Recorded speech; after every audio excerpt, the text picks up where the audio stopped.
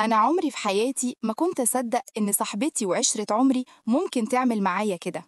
أنا مخطوبة صالونات بقالي 8 شهور، ومن أول يوم حسيت إنه راجل جدع ومحترم، وأهله ناس طيبين ومحترمين قوي، وأنا بصراحة فرحت بيه جدا وحبيته. المشكلة بدأت لما فرح صاحبتي قرب من كام أسبوع. أنا وصحابي البنات اتفقنا إننا هنلبس فساتين حمراء، وفعلا رحنا كلنا واشترينا فساتين زي بعض. لما وريته لخطيبي، أول ما شافه رفض وقال لي الفستان ده مش هيتلبس. قلت له ليه؟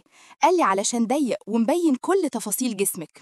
أنا اتضايقت وقلت له صحابي كلهم هيلبسوا زيه. فرد عليا وقال الصحاب اللي يشجعوكي تعملي حاجة غلط يبقوا مش صحاب. انتي بنت ناس ولازم تحافظي على صورتك، وأنا مش هسيبك تعملي حاجة تغضب ربنا حتى لو كنت لسه مش على ذمتي.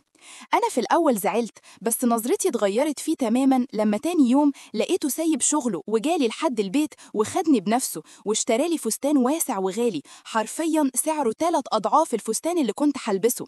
لما رجعت البيت أهلي فرحوا جدا، وبابا قال لي خطيبك ده راجل بمعنى الكلمة.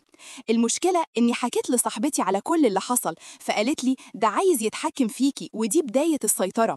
فضلت تقولي كنا حرفيا خلتني أشك في نفسي، واقترحت عليا إني أنزل بالفستان اللي جايبهولي واتصور بيه وبعدها أبعت له الصور عشان يصدق إني لبست الفستان اللي هو جايبهولي. أول ما أوصل عندها أغير الفستان الواسع بالضيق. فعلا الشيطان لعب في دماغي وسمعت كلامها ورحت عندها قبل الفرح وصورتني بالفستان الواسع، وبعدين غيرت ولبست الفستان الضيق. قالت لي لو سألك على صورة تانية قولي له إنك ما تصورتيش كتير. فعلا بعت له الصور بالفستان اللي كان جايبهولي. فاتصل عليا وقال لي أنا مبسوط جدا عشان سمعتي كلامي وحافظتي على نفسك. وقتها زعلت جدا وحسيت بالذنب ونمت في اليوم ده وأنا قلقانة. تاني يوم صحيت على صوت ماما وهي بتصرخ وبتضربني، ولقيت بابا بيقول لي عملتي إيه لخطيبك؟ قومي يلا حضري حاجته، خطيبك جاي ياخدها. أنا ما كنتش مصدقة ولا كنت مستوعبة اللي حصل ده. لما وصل عندنا رفض يدخل البيت وما اداليش حتى فرصة أتكلم، وبابا اداله حاجته من على الباب وماشي بسرعة.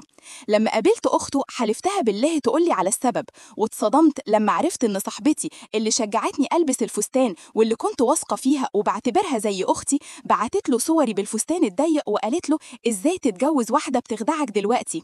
هو سابني من غير ما يقولي ولا كلمة. أنا حاسة إني ضيعت حياتي بإيدي وندمانة جدا على اللي عملته. نفسي أرجع له حتى لو فضلت طول عمري أعتذر له. فبالله عليكم قولولي أعمل إيه عشان يسامحني، أنا بجد بحبه ومش هقدر أعيش من غيره.